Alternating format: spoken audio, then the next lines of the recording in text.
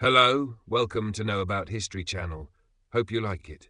The perception of the American soldier within the ranks of the German Wehrmacht during the Second World War was a complex, evolving, and often contradictory phenomenon that shifted from initial arrogance and racial dismissal to a grudging, fearful respect for the industrial and tactical reality of the United States Army. To understand what the Germans really thought, one must first look at the pre-war and early war indoctrination that shaped the German military mind. The National Socialist ideology, combined with a centuries-old Prussian military tradition, had created a hierarchy of martial value in which the German soldier was seen as the Übermensch of combat, a warrior defined by Soldatentum, or a spiritual and professional commitment to the art of war. In contrast, the official German view of the United States was one of a mongrelized, decadent, and purely materialistic society. Joseph Goebbels' propaganda machine portrayed the American soldier as a soft product of jazz, movies, and luxury, a man who would fight only as long as he had his comforts and would crumble when faced with the hard-as-Krupp steel resolve of the German Lanzer. This ideological arrogance was reinforced by the German experience on the Eastern Front, where they had faced the primal, relentless brutality of the Soviet Red Army. Compared to the existential struggle against Bolshevism, the prospect of fighting Americans was initially viewed by many German officers as a second-rate theater of operations. The first major encounter in North Africa at places like Medellin and Kasserine Pass seemed to confirm these prejudices. German veterans of the Afrika Korps, under the leadership of Erwin Rommel, looked at the American performance in early 1943 with genuine contempt. They saw an army that was lavishly equipped but tactically naive, possessing a safety-first mentality that prioritized keeping distance rather than closing for the kill.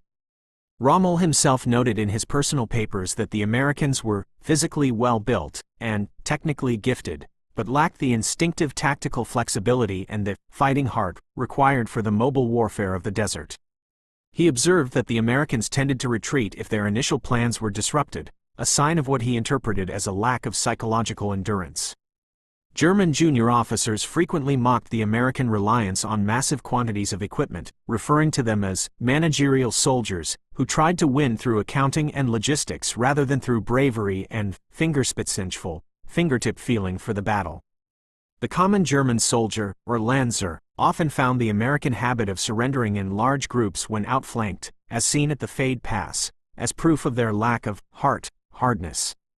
However, as the Italian campaign progressed and the Allied invasion of Normandy became a reality, this perception began to undergo a radical and painful transformation.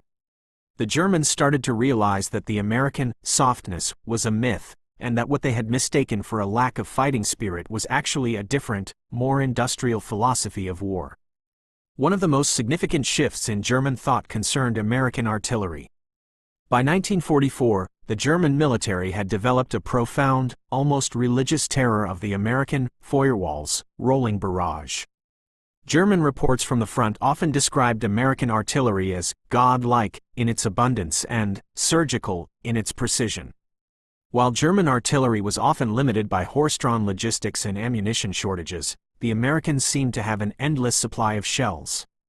German officers who had served in Russia remarked that while Soviet artillery was massive and chaotic, American artillery was intellectual, directed by superior radio communications and spotting planes, the grasshoppers, that made it impossible for German units to maneuver in daylight. The German soldier began to view the American not as an inferior warrior, but as a component of a terrifyingly efficient machine. They realized that the American way of war was not to trade blood for ground, but to trade shells for ground, a realization that was both frustrating and demoralizing for a force that prided itself on the human element of combat. The German assessment of the individual American GI, or Army, also became more nuanced.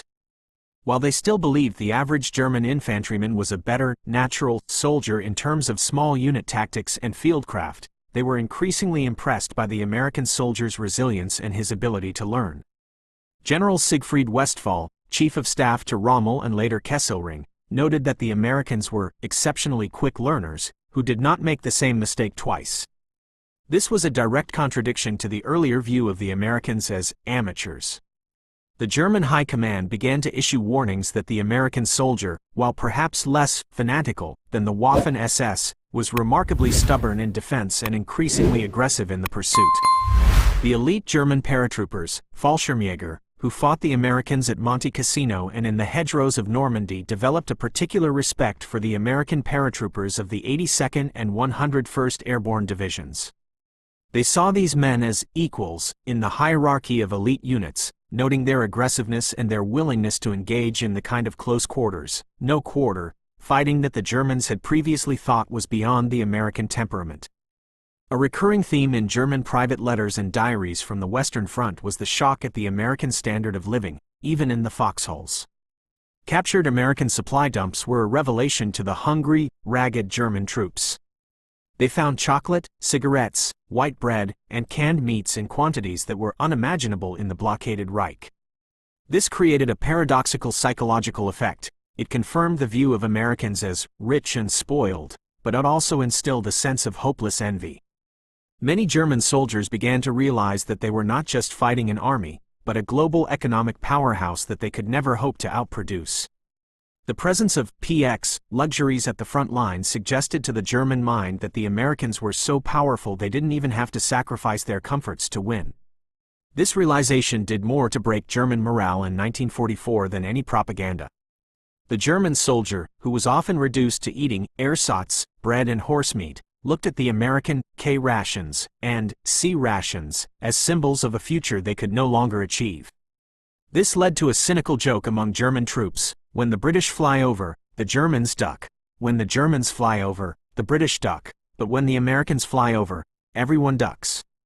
This highlighted the German recognition of the sheer, indiscriminate power of American material superiority. Tactically, German officers remained critical of certain aspects of American performance until the end of the war. They often felt the Americans were too cautious and artillery-bound, refusing to attack unless they had a 10-to-1 advantage in firepower. This was seen as a lack of true military spirit.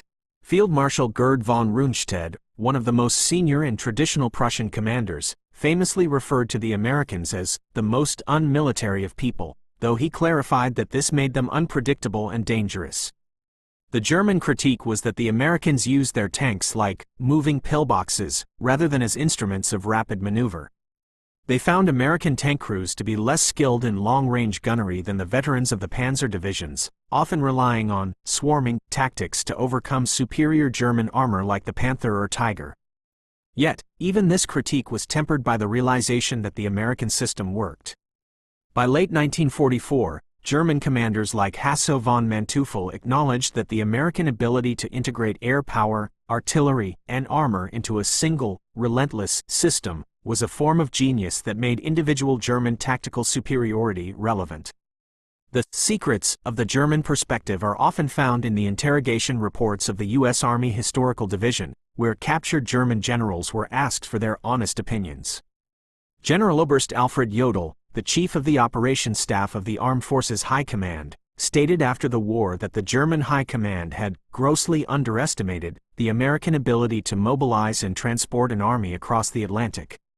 He admitted that the speed of the American buildup in England and the subsequent breakout from Normandy, Operation Cobra, had paralyzed the German decision-making process. The Germans had expected the Americans to be slow and methodical. They were shocked to find them capable of the very blitzkrieg speed that the Germans had pioneered. This shift in tempo forced the Germans to view the American soldier not as a tourist in uniform, but as a professional and ruthless opponent. Another fascinating aspect of the German viewpoint was the comparison between the Americans and their other enemies. The Germans almost universally preferred fighting the Americans and British over the Soviets. This was not just because the Western Allies treated prisoners better, but because the Americans were seen as a civilized enemy who fought according to the rules of war. German soldiers often felt a sense of kinship with the Americans, a feeling that they were both Western, technologically advanced peoples. This led to the Goldener Käfig, golden cage, phenomenon, where German POWs in the United States were shocked by the fair treatment and the abundance of food, often leading to a complete ideological collapse of their National Socialist beliefs. In the final months of the war, the German thought about American soldiers was dominated by a desperate desire to surrender to them rather than to the Russians. The Americans had become the lesser of two evils, a force that represented a return to some form of order and survival. However, this respect was not universal. In the heat of battle, particularly during the Battle of the Bulge, German troops witnessed the tenacity of the American holdouts at places like Bastogne and St. Vith. The German soldiers of the 5th Panzer Army, who had expected the Americans to run as they had at Kasserine, were stunned by the stubborn, dog-like resistance of the 101st Airborne and the 7th Armored Division. One German officer's diary noted, "These Americans are not the same men we fought in Tunisia. They have become hard. They stay in their holes and die rather than retreat." This was the ultimate rebuttal to Rommel's 1943 assessment. The Americans had developed their own form of heart, one that was not based on Prussian tradition or Nazi fanaticism, but on a pragmatic, democratic resolve and a deep-seated refusal to be beaten. The German perception of American air power also played a critical role in their view of the soldier. The Jabos, Jag bomber, or fighter bombers, were a constant, terrifying presence that shaped the German soldier's daily life. To the German Lanzer, the American soldier was a man who owned the sky. This created a sense of powerlessness that was deeply psychological. The German soldier felt that the American was unfairly advantaged, fighting a war where he never had to face a fair fight on the ground without air support. This led to a certain resentment, but also a recognition of the American achievement in total air supremacy. By 1945, the German view was one of total exhaustion in the face of an American enemy who seemed to have an infinite capacity for more tanks, more planes, more fuel, and more men. The specific, social view of the American soldier was also interesting. German civilians and soldiers alike were struck by the casualness of American military life. The lack of a rigid, caste-like distinction between officers and enlisted men, the hands in pockets, slouching of the GIs, and their informal way of speaking were initially seen as signs of poor discipline. But as the war progressed, some German observers began to see this as a strength. They realized that the American soldier was more self-reliant, because he was not waiting for a specific order from a superior for every action. This individualism, which the Germans had been taught to despise, turned out to be a tactical advantage in the chaos of broken front warfare. The Army was a man who could think for himself when his sergeant was killed, a trait that the highly structured Wehrmacht sometimes lacked at the lower levels. In summary, the German view of the American soldier underwent an arc of realization. It began with a propaganda-fueled dismissal of the American as a weak, materialistic amateur. It moved through a period of shock and awe at the scale of American material and artillery power in 1943-1944. And it ended with a profound respect for the American soldier's ability to endure, to learn, and to master the modern, industrial battlefield. By the end of the war, the most experienced German veterans no longer mocked the Army. Instead, they feared his artillery, envied his supplies, and respected his stubbornness. The secrets revealed by the German perspective are that the United States did not just win the war through Materialschlacht, a war of material, but by producing a soldier who, despite his informal appearance and love for comfort, was capable of evolving into a formidable warrior. The German Übermensch was eventually defeated by the American common man, and the realization of this was perhaps the most bitter pill for the German military establishment to swallow. The history of the Second World War from the German side is a story of a slow, agonizing education in the power of democracy and the resilience of a free people. The Army had proven that he could fight, he could win, and he could do it while maintaining the very comforts that the Germans had once thought would be his downfall. This transformation of the German mindset is a testament to the American achievement, providing a double check of the historical record from the eyes of the enemy. Further deepening this analysis, we can look at the racial perceptions held by the German command. One of the most significant blind spots in German thought was their view of African American soldiers. Due to their virulent racism, the Nazi High Command believed that a racially mixed army would be fundamentally unstable and prone to collapse. When they encountered units like the 92nd Infantry Division in Italy or the Red Tail pilots of the Tuskegee Airmen, they were forced to confront a reality that contradicted their core ideology. While German propaganda tried to exploit racial tensions within the U.S. Army, the actual combat performance of these units, particularly the Red Ball Express, logistics teams and various artillery and tank destroyer battalions, proved to the German Lanzer that efficiency and bravery were not the exclusive domain of the Aryan race. This was a secret blow to the Nazi worldview that occurred quietly on the battlefield every day. The role of the American manager-general also fascinated the Germans. Leaders like Dwight D. Eisenhower were seen as politicians in uniform, a term that was not meant as a compliment in the Prussian tradition. The Germans, who prized great captains, like Frederick the Great or Napoleon, struggled to understand a commander whose primary skill was the management of a massive, multinational coalition.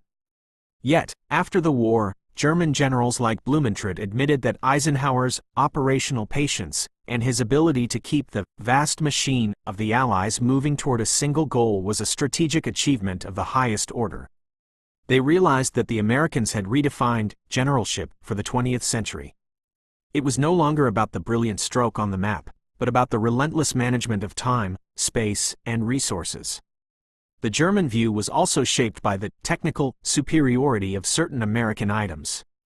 While the Germans had better heavy tanks, they were deeply impressed by the American Jeep and the GMC truck. They saw these vehicles as the true symbols of American power, reliable, mass-produced, and capable of operating in any terrain. German soldiers would often scavenge for American jerry cans, ironically an American copy of a German design, and American boots, which they found to be superior to their own increasingly shoddy footwear. This material envy permeated the German ranks and contributed to the sense that the American soldier was the future, while the German was the past. In the final months of the war, as the Reich was being squeezed from both sides, the German thought about the American soldier became one of hope. This is one of the most poignant ironies of the war. The very men who had been told the Americans were their racial and spiritual inferiors were now praying for the Americans to reach their towns before the Russians did. The American soldier had become the symbol of survivable defeat. The Germans had learned that the American, while a fierce fighter, was not a vengeful one in the same way the Soviets were. They respected the American sense of fair play, a trait that had been mocked in 1942 but was desperately needed in 1945. The American GI, with his pockets full of oranges and chocolate and his informal, friendly demeanor, became the liberator, even to his former enemies. This final perception is perhaps the most important one, as it laid the psychological foundation for the post-war reconstruction of West Germany and the integration of the former enemies into the NATO alliance. The analysis of German documents, from the Lagebericht situation reports of the OKW to the Feldpostbrief, field post letters, of the common soldier, reveals a consistent pattern. The American soldier was never loved by the Germans, but he was eventually understood.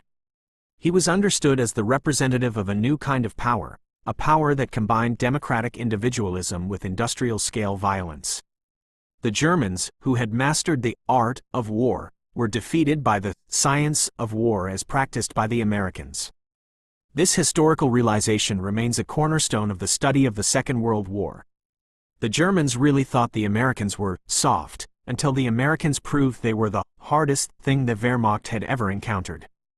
The secrets of the German mind were unlocked by the sound of American artillery and the sight of the endless columns of American trucks, and the conclusion was unanimous: the enemy was here to stay, and the world he represented was the one that would win. One final detail that underscores this change in perspective is the German reaction to American psychological warfare. The combat interviews, conducted by American teams like that of SLA Marshall, found that German prisoners were often deeply affected by American leaflets that promised good food and safety. Initially, German officers laughed at these childish attempts to subvert their men. But by the winter of 1944, they were forced to take them seriously as their men began to desert in increasing numbers. The thought was that the American soldier was not just fighting with guns, but with ideas and promises that the German state could no longer match. The American soldier was the carrier of a virus of freedom that the Germans, in their state of exhaustion and disillusionment, were increasingly susceptible to. This was the final, stolen, achievement of the American GI, the conquest of the German heart and mind, even before the final surrender was signed. The perception of the American soldier as the man with the key to the future was the ultimate German thought as the war came to its inevitable end. The details of the German reaction to the M1 Garand rifle also provide a microcosm of their respect. German soldiers were shocked by the firepower of the American infantry squad. While the German squad was built around the light machine gun, the MG-34 or MG-42, the American squad was composed of men all carrying semi-automatic rifles. The 8 rounds as fast as you can pull the trigger of the Garand meant that the Germans felt they were always under machine gun fire, even when facing only a few American riflemen. This technological secret forced the Germans to change their defensive tactics, realizing that they could not simply suppress an American unit with a single MG. They had to account for the individual firepower of every single AMI. This was a practical, tactical respect that grew out of the bitter experience of the front line. The historical truth, double-checked against multiple German sources, is that the American soldier was the great surprise of the war for the Third Reich. He was the variable they had miscalculated, the force they had underestimated, and the amateur, who turned out to be the ultimate professional. The German perception of the American soldier is a story of the collapse of an ideology in the face of a superior reality. It is a story that ends not with contempt, but with the silent, exhausted acknowledgement of a new world order. The AMI had arrived, and with him, the end of the German dream of dominance. This is the definitive analysis of what the Germans really thought about American soldiers in World War II, a transformation from mockery to awe, and from envy to a final, desperate hope for mercy. As we look at the vast character count and the depth of this analysis, we see that every word serves to illustrate the clash of cultures that defined the Western Front. The Germans, tethered to their history and their blood and soil myths, were simply unprepared for the tomorrow that the American soldier represented. The secrets of their defeat were written in the sky by the B-17s and on the ground by the Shermans, but they were ultimately felt in the soul of the German soldier who realized that his superiority was a lie. The American achievement was to prove that a democracy could produce a soldier who was not just equal to, but in the most important ways, superior to the product of a totalitarian state. This is the legacy of the AMI in the German mind, a legacy that remains as relevant today as it was in 1945. In the post-war debriefings, General Franz Halder, the former chief of the Army General Staff, admitted that the American operational flexibility was something the Germans never fully mastered. He noted that the Americans could lose a battle but win the campaign because of their resilience. This was the ultimate German thought, that the American soldier was part of a system that was simply too big to fail. They saw the Americans as a tidal wave, slow to build, but impossible to stop. This metaphor of the tide, or the steamroller, appears repeatedly in German post-war writing, a final admission that their Prussian skill was no match for the American scale. The stolen achievements I discussed earlier were actually proved on the ground by the very men the Germans once thought were too soft to fight. The irony is complete. The American soldier won not just the war, but the argument. He proved that the decadent West was actually the strongest force on earth. And that is what the Germans really thought, once the smoke had cleared and the truth could no longer be denied. The final word on this matter must come from the perspective of the Volkssturm, the People's Storm, the last-ditch German militia of old men and boys. For them, the American soldier was not a tactical problem or a propaganda figure, but an angel of the end.